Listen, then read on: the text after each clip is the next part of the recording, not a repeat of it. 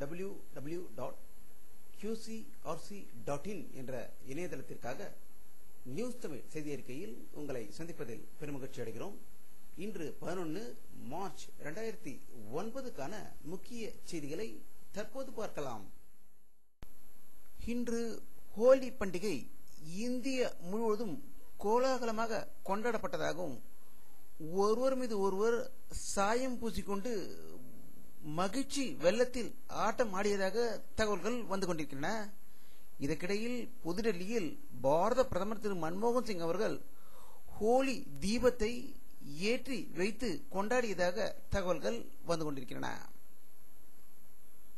ஜப்பானை பல ஆண்டுகளாக பூகம்பம் என்ற ஒரு நோய் இயற்கையாக ஆட்டி படைப்பதைப் போல பாகிஸ்தானை செயற்கையான முறையில் தீவிரவாதம், அதன் பின்னு அமெரிக்கா ஆகிய வலது இலது கரங்களாக அதனுடைய ஜனநாயகத்தை வேறு அறுத்து கொண்டிருப்பது பல ஆண்டுகளாக நடந்து வரும் செயல். அதனுடைய தற்போதைய தாக்கம் எதிர்க்கட்சிகள் அனைத்தையும் தலைவர்களையும் கைது செய்ய கோரி அதிபர் சர்தாரி துபாயில் இருந்து கட்டளையிட்டிருப்பதால் அந்நாட்டில் ராணுவ புரட்சி ஏற்படும் என்று தகவல்கள் வந்து கொண்டிருக்கின்றன. தமிழ் ஈழ நாட்டில் அத்துமீறி இலங்கை ராணுவத்தினர் உள்புகுந்து தமிழர்கள் கொலை செய்வதை நிறுத்த கோரி நார்வேவின் தலைநகர் ஒஸ்லோவில் அனைத்துலக பெண்கள் நாளான மார்ச் 8ஆம் நாளில் தமிழ் பெண்கள் கலந்து கொண்டு இலங்கை ராணுவத்தை எதிர்த்து கவன ஈர்ப்பு பேரணி நடைபெற்றதாக தகவல்கள் வந்து கொண்டிருக்கின்றன.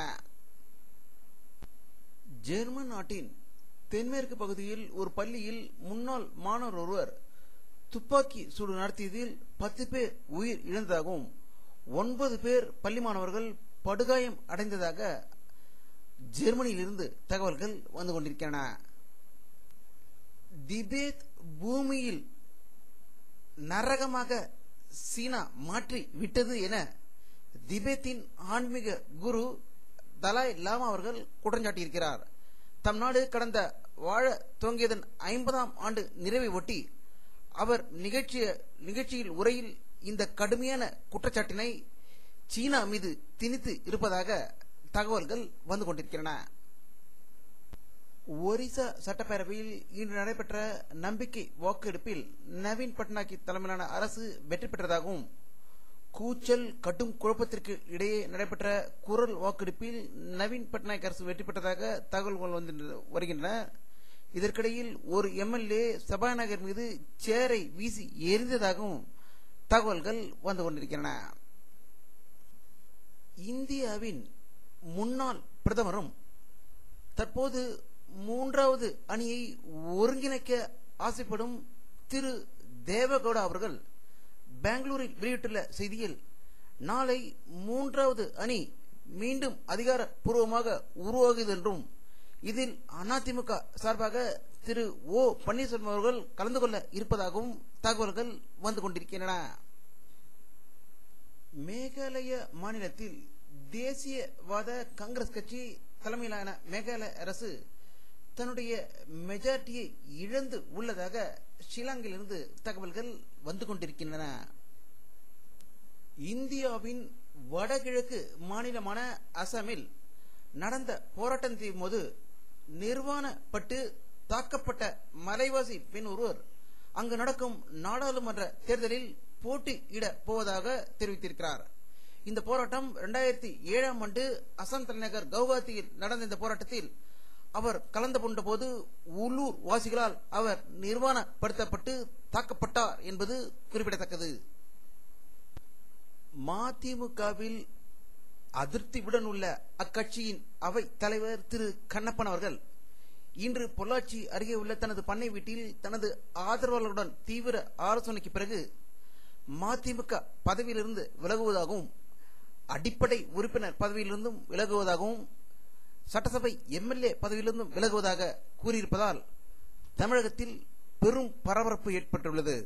இதை பற்றி நம்முடைய அரசியல் வல்லுநர்களிடம் கருத்து கேட்டபோது தமிழக எதிர்க்கட்சி தலைவி செல்வி ஜெயலலிதா அவர்கள் திமுகவை மைனாரிட்டி அரசு என்று கூறி வருவதை தடுப்பதற்காக தமிழகத்தில் உள்ள எம்எல்ஏக்களை ஒருவராக விலை கொடுத்து வாங்குவதற்கு திமுக பின்னணியில் செயல்பட்டு கொண்டிருப்பது இதன் மூலம் நிரூபணமாகியிருக்குமோ என்ற சந்தேகத்தை எழுப்பியிருக்கிறார்கள். தமிழகத்தில் உள்ள கோர்ட்டுகளில் புதிதாக நியமிக்கப்பட்டுள்ள நீதிபதிகளுக்கு சென்னை கிரீன்வே சாலையில் உள்ள ஜுடிஷியல் அகாடமியில் நீதித்துறை தொடர்பான பயிற்சி இன்று தொடங்கி வைக்கப்பட்டது. இதற்கு சென்னை ஐகோர்ட் தலைமை நீதிபதி திரு கோகலே அவர்கள் பங்கேற்று வாழ்த்து கூறியதாக தகவல்கள் வந்து கொண்டிருக்கின்றன.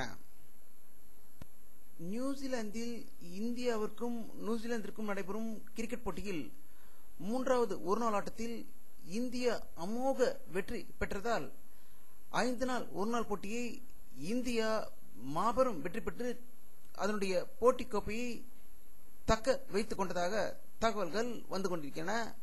இதில் ஷேவாக் மிக திறமையாக விளையாடியதாக நியூசிலாந்திலிருந்து தகவல்கள் வந்து கொண்டிருக்கின்றன. வானிலை அறிக்கை 11 மார்ச் 2009 பிற்பகல் 1 மணியில் எடுக்கப்பட்ட சேட்டலைட் புகைப்படத்தை தற்போது பார்த்துக் கொண்டிருக்கிறீர்கள். தமிழகத்தில் திருநெல்வேலியில் உள்ள மேற்கு தொடர்ச்சி மலையில் சிறிது மேகமூட்டமும் ஸ்ரீலங்காவில் அதிக மேகமூட்டம் இருப்பதை காணலாம். அதனுடைய தாக்கத்தினால் கடலோர பகுதியில் மழை பெய்வதற்கான வாய்ப்புகள் இருக்கிறது. மற்றபடி அதிக மேகமூட்டங்கள் இதில் காணவில்லை. வானிலை வல்லுநர்களிடம் இதை பற்றி கேட்டபோது மழை தாக்கம் அதிகம் இருப்பதற்கான வாய்ப்புகள் கம்மியே என்று தெரிவித்திருக்கிறார்கள். இத்துடன் இந்த செய்தி அறிக்கை நிறைவடைகிறது. மீண்டும் நியூஸ் தமிழ் செய்தி அறிக்கையில் உங்களை சந்திக்கும் வரை உங்களிடமிருந்து விடைபெறுவது உங்கள் கே பாலாஜி. நன்றி.